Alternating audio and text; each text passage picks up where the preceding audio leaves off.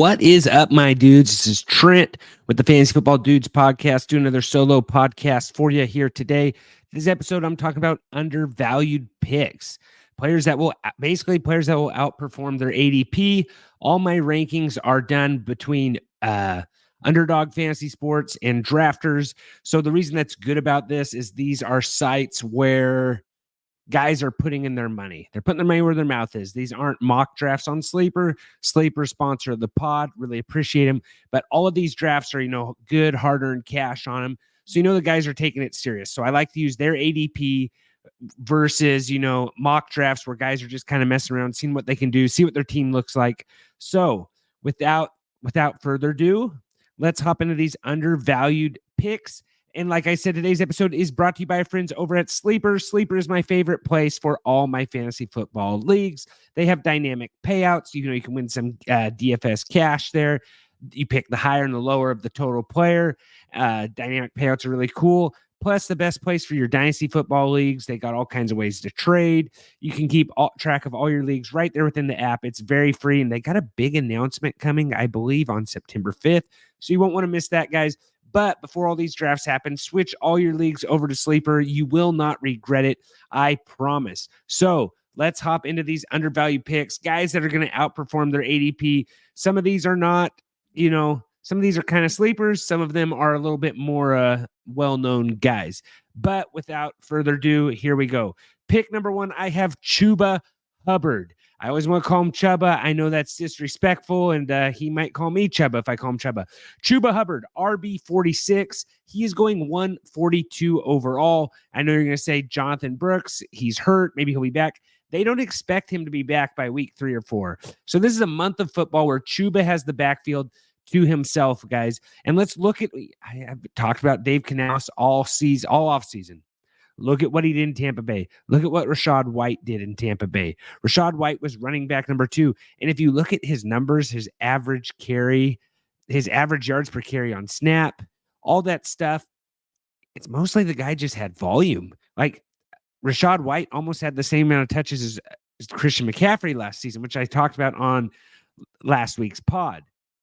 But Chuba Hubbard, he should get all those half-point PPR points, full-point PPR points. He's going to be involved. They are going to use him.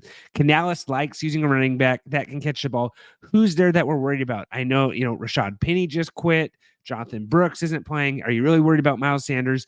Chuba Hubbard at ADP of 142 is a starting running back that's going to catch a lot of passes, and he's a guy you're getting it late. He's going to start games. You can handcuff Jonathan Brooks. Pick up Jonathan Brooks. If you have an IR spot, put him in your IR spot. There's an extra roster spot right there. Pick someone else up. But Chuba Hubbard, I think, is a very good 0 RB, late RB stash you can get. That's going to be a starting running back. That's just going to see lots of volume, guys. And I think the Panthers are going to be a lot better. I think they're going to turn some heads.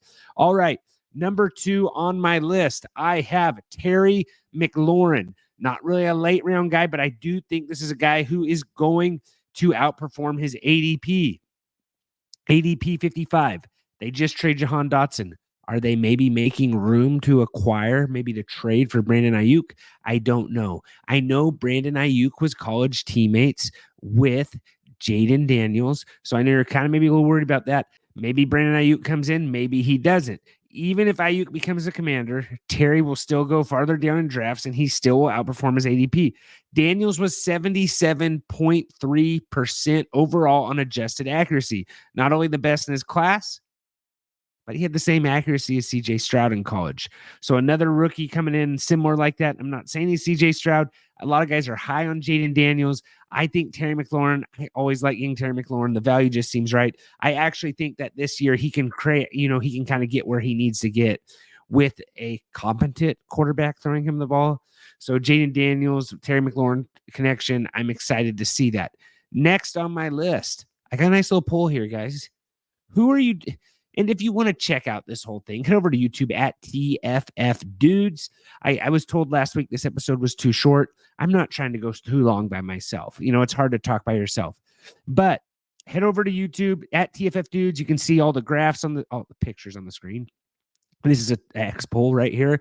I put this up earlier this week. Who are you drafting in fantasy football? Chris Olave or Cooper Kupp?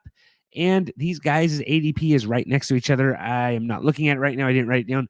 I believe Chris Olave is going at 21 and Cooper Kupp is going at 22 at the recording of this pod. This is Friday night. Out of 1,193 votes, there's still 13 hours left. Cooper Kupp is winning 62.3%.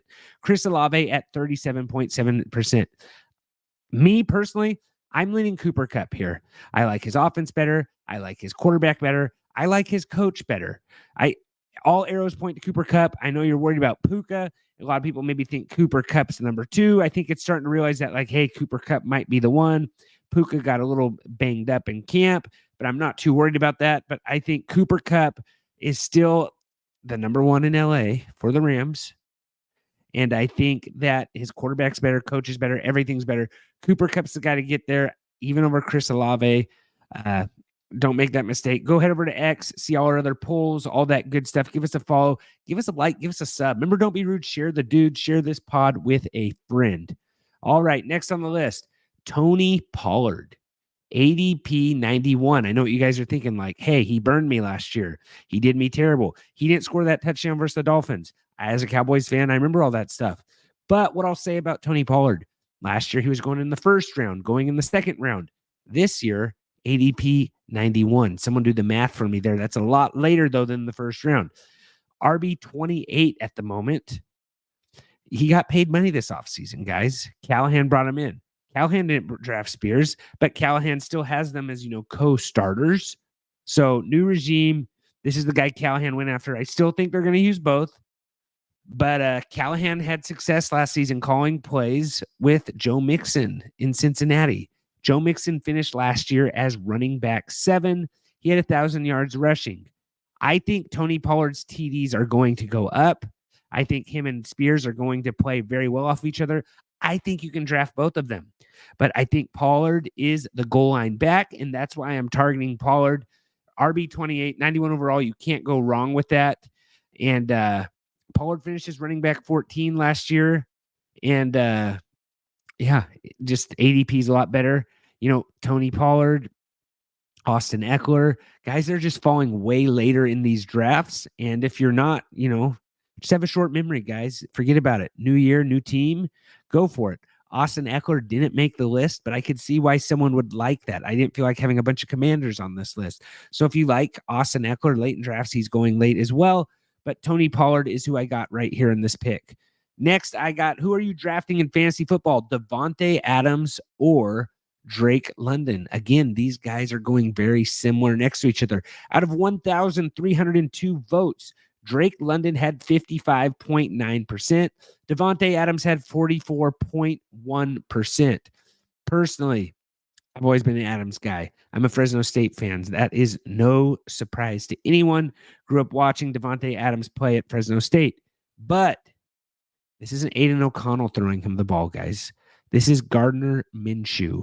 Minshew magic. The guy works out to higher by Creed. That automatically makes you perform better. Okay, he's got the Raider hair. Raider quarterbacks that are leftovers from other teams always seem to do pretty good. That some of the best Raider quarterbacks are like that. I've talked about that in the past. Gardner Minshew has had number 1 wide receivers that have put up, not number 1 wide receivers that have put up big fantasy points. Michael Pittman Jr. last year. DJ Shark. Remember Daddy Shark over there in the Jaguars? Yeah, those are both Gardner Minshew receivers that he has put into very good fantasy situations. So yes, Gardner Minshew wide receivers can thrive in fantasy football, can do good. I'm going with Davante Adams here over Drake London. I like Kirk Cousins. I like that offense. I like Bijan Robinson, but I'm going Davante Adams. I still think he's got some more in the tank. He's still going to demand targets. He's still going to demand TDs. And I think Minshew's going to pepper him. Minshew's just one of the boys, guys. You can't go against the boys. Everybody knows that. All right. Next here on the deal, we got Keon Coleman, ADP 94. Hey, Buffalo lost a lot of targets last year. Stephon Diggs is gone. lots and lots and lots of vacated targets. Those targets have to go somewhere.